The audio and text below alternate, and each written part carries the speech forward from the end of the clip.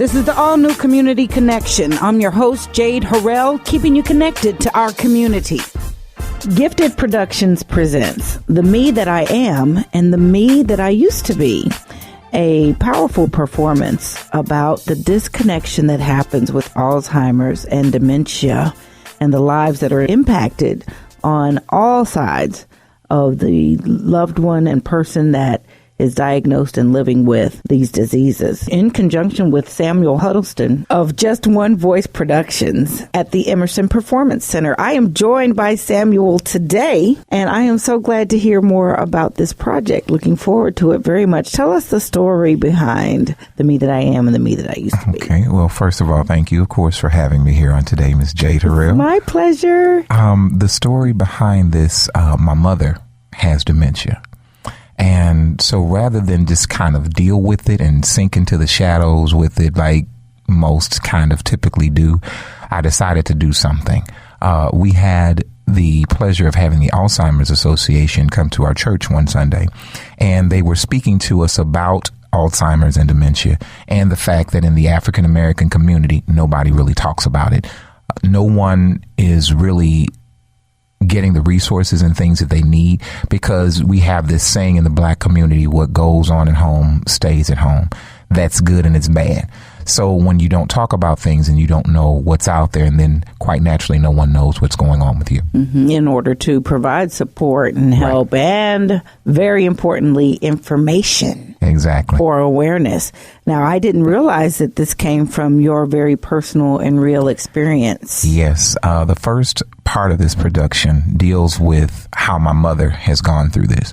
So we move you through it pretty quickly. Okay. You'll see some things that occurred early on in her life, and then you move quickly right into the latter part of her life, so that you can see how this has impacted her, and then of course us and others that know her. So it is very interesting to watch it on a daily basis, to watch the decline and realize in your humanness there's very little that you can do. So I will be the first to admit I made the mistake of being too overly protective. So how so? What do you mean? Because you shield them from everything. I won't let her do anything. I'm like, if it comes down to giving her medicine, we make sure we do that. Making up her bed, fixing and preparing her meals, just everything.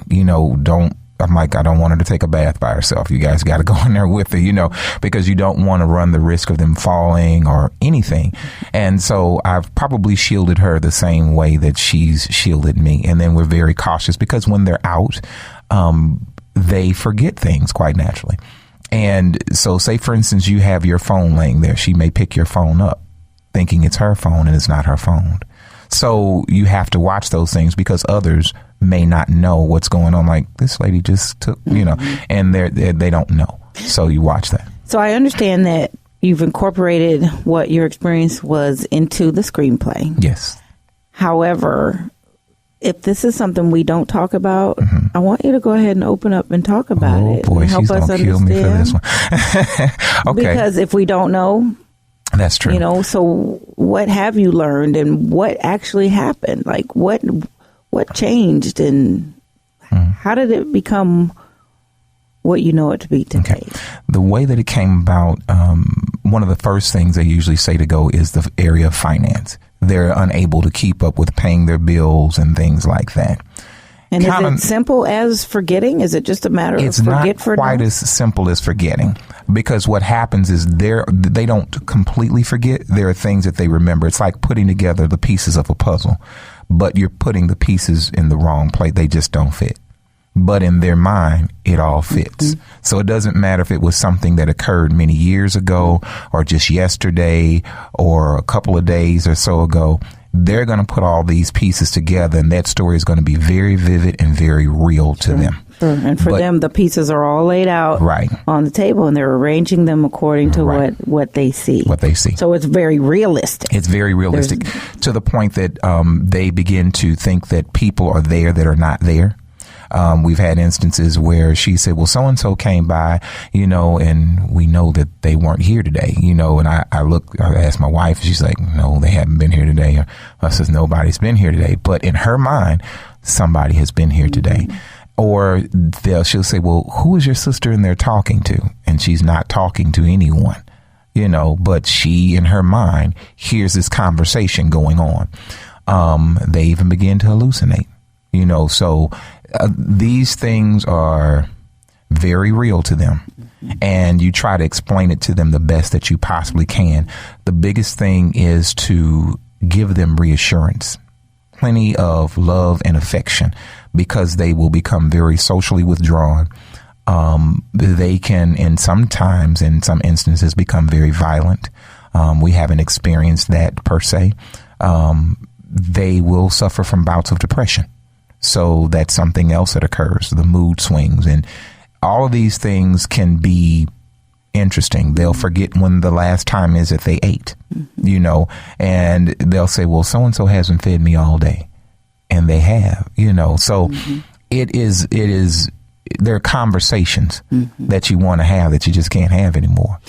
Well, it seems like I could imagine how confusing that would be if all that I understand to be real is real, but the people and the references around me are telling me they're not. Right. What would I do personally? I would probably respond the same way. I'd either withdraw or... And to a degree, we all have a sense of that. Our worlds and our perspectives come from what's inside of us. That is so true. And our interpretations and all that. So how different is it? And we're calling it Alzheimer's, They used to call it hardening of the arteries. So that's what it used to be termed as. And in our community, it didn't seem to be that prevalent. One of the other things that really inspired me to do this outside of her having it was the fact that it seemed like everybody around me, I started noticing. It's like, what is going on? It's like it felt like it was environmental. Like there was something in the water. I'm like, this is not that coincidental. This is now what they are calling an epidemic, and it is the 6th leading cause of death in the United States. It's taking out more people than breast cancer and prostate cancer combined, and you can find that information on the Alzheimer's And I Association. encourage you, well, even not only there, but additional research, because then you do look at environmental factors and the toxins and the stress and the things that are occurring around us that do impact, from our nutrition to where we live to the very air that we breathe.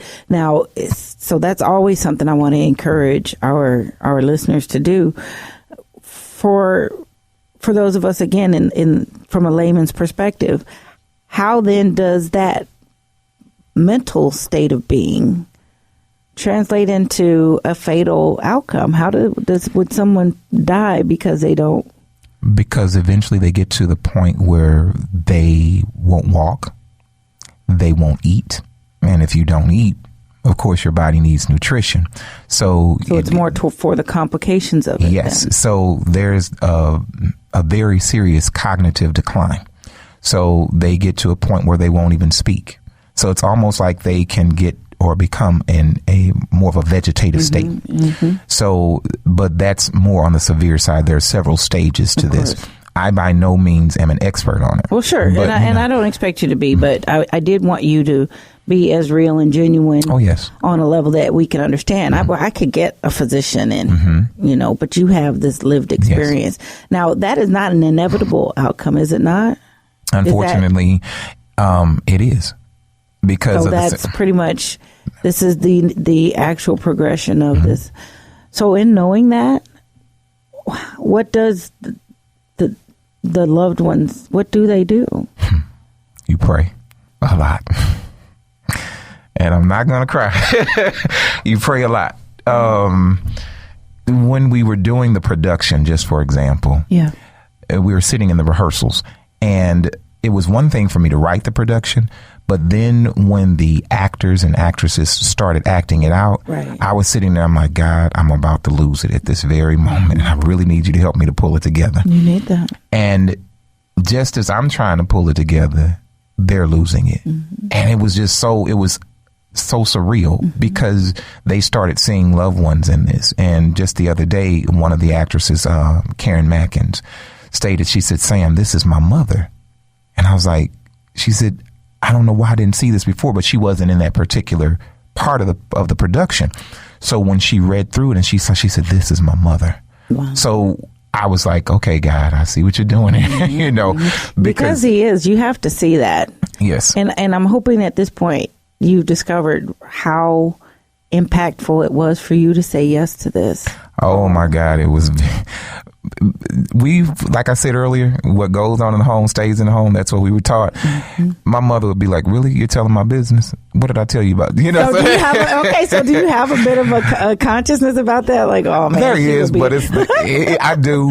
But what I tell her right now, I said, "Mom, this is all about you." She says, "Really? What is it?" I said, "This play. This is about you."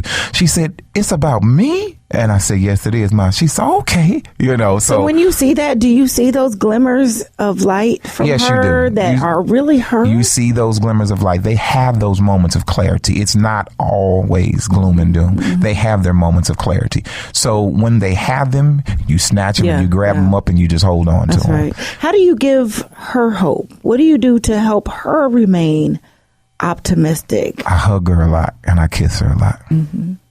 That is so. She does. That is so vitally important. I hate that I can't remember exactly what this particular physician's name was, but he was from across the way, over across the seas in like the UK. And one of the things that he was saying, I was at a function with a friend of mine. And so when I was in the room, in the hotel room, on the TV was something about Alzheimer's and dementia. And so the physician that came in, the specialist that came in to deal with these individuals said, touch is so very important. There was an Asian family that was there and their father had not smiled or responded in any sort of way for years. And so within 20 minutes of this gentleman being there, and he grabbed his hand and touched his hand, this gentleman started to respond. Mm. And so you have to remember that they're human, and you have to separate what is the disease from them, because you know if they were in their right mind. It really is so poignant. Is that challenging? It's challenging because when you're in church, you hear this song, and in the song it has a line that says, "I woke up this morning closed in my right mind." Mm-hmm. You know, and then you didn't get it then, but when you see things like this happen, you're like, you realize, right? You know, what a tremendous gift. But just to give her that hope is just by reassuring her, you know, letting her know that we're there, we're going to take care of this. But then she's a very independent woman. So, you know, it's like, you know, you still try to let them have some of their independence, you know, so I back off, you know, and let her do some things, those things that she can. It's not like she's incapacitated or she's crippled or maimed, but you have to let them do as much as they possibly can. Mm-hmm. Do you incorporate some of that learning into this production? I don't. Mm-hmm. And the reason that I did not is because everybody's experience is different. Mm-hmm. What I left that up to is those individuals that will be there to do the panel discussion. So we have... so then lay out okay, so I see where you made sure to have an educational piece. Yes. But this here, and a little bit about yourself, share with our listeners as well, Samuel. Okay. About the fact that you do this. You make plays and whatnot. He just makes plays. Well, it must be nice to wake up clothed in your right mind and be able to make major productions. Well, that's pretty amazing too. The best way I can describe it is one gift makes room for more. Say that. So it started with me actually singing. Mm-hmm. I've been singing in church all my life. That's what I do. Yeah, your voice makes my ears happy. Thank you. I'm glad. So it started with that, and then back in 2006, I had a walk-on part just to sing. In the stage production, it was entitled Dress Rehearsal, and it was done by none other than Miss Marsha Williams of Gifted Productions. That turned into me eventually being asked to try out for another production. And she's as far as an actor. Yes. And it was Miss Marsha. She asked me, she says, well, have you ever acted before?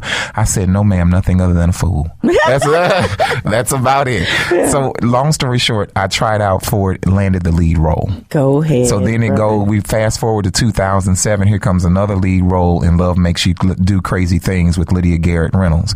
Then fast forward, and that led to working with Unity Theater and all these various productions that Mr. Green did, and then eventually working with the Black Rep and working with Jay Peck, and then working with Carlin Bozeman, and the list kind of goes on. Mm-hmm. So in between that time in 2006, I released my own CD.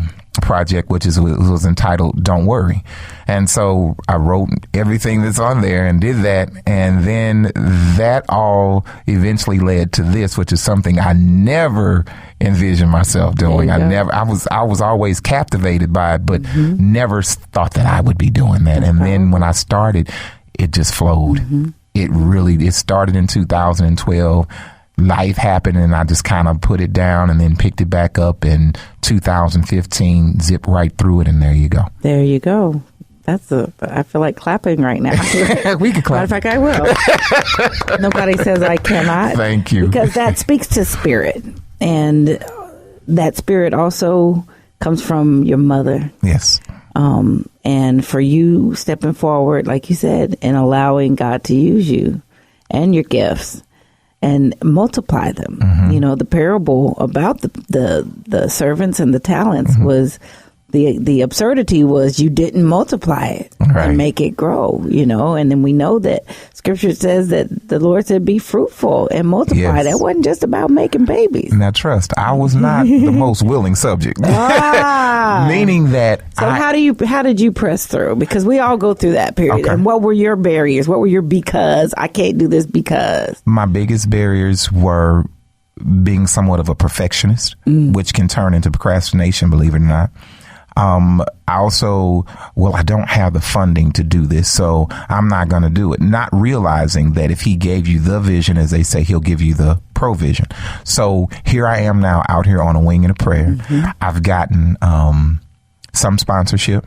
Still need more in case anybody's listening. But you have to do that. So this is really all about your faith in the gifts and talents you have, and then in the creator himself.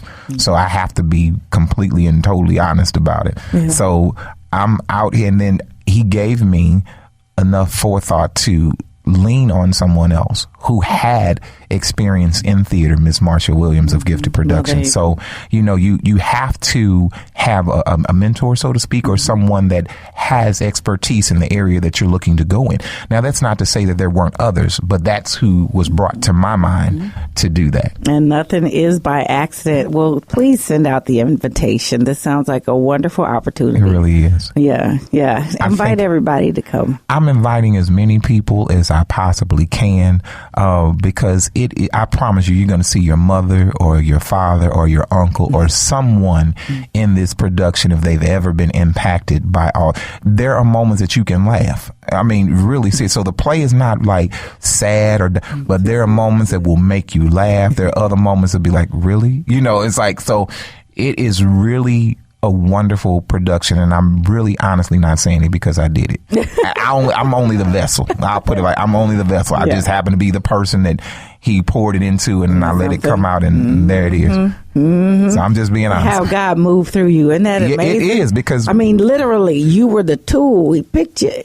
And it's like when you do that, and we have these kind of back and forth conversations, my wife and some of my other friends and I, because I'm thinking that anybody can do this. And they're like, no.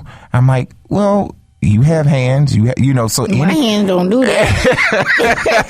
And that's the same thing that everybody else says. So I'm learning that he gives everybody what it is that they need to be doing, or what it is that they need to have. And how about that love? To choose you. That is amazing, because that is it. While it is amazing, it can also make you want to go somewhere in the corner and just curl up in a ball, because you want everything to be right and perfect, and it may not be. But then it's like, okay, well, I'm just doing as I was instructed, and however it is however you allowed it to be. Now, it's not as easy as I made it sound, because in the back of my mind, I'm still like, but overall, I have to just release it and let it go. Like when you drop your kids off at school for the first time. Oh, see, now you got me nervous. I'm about to make a phone call. And I turned, and I was like, I remember my kids telling me, Dad, I can take it from here. I got it. Yeah, and they were seniors in high school. No, I'm just kidding. For sure. Well, it's definitely something to be proud of. Go ahead. It's at the Emerson Performance Center, which is on the campus of Harris Stowe State University, the Bank of America Theater, at 3101 Laclede Avenue. That's St. Louis, Missouri, 63106. Yes, Friday, April 29th at 7 p.m. and Saturday, April 30th at 3 and 7 p.m. There will be a Q&A period immediately following the production with a panel conversation. Find out more at 314-922-7652. That's 314-922-7652. You can get tickets at brownpapertickets.com. General admission seating. Is there a website? Yes, you can go to www.giftedproductions.org and you can see more about that play or the production there, as well as the other productions that they have. So you will see that little video blurb that I did out there that kind of talks you and walks you through the whole thing with more information. And this will be one that will touch your heart and be very real to what we know as family and community. Gifted Productions presents The Me That I Am and The Me That I Used to Be. Thank you for joining us, Sam. Thank you so much for having me. It's been a wonderful pleasure. Pleasure was all mine.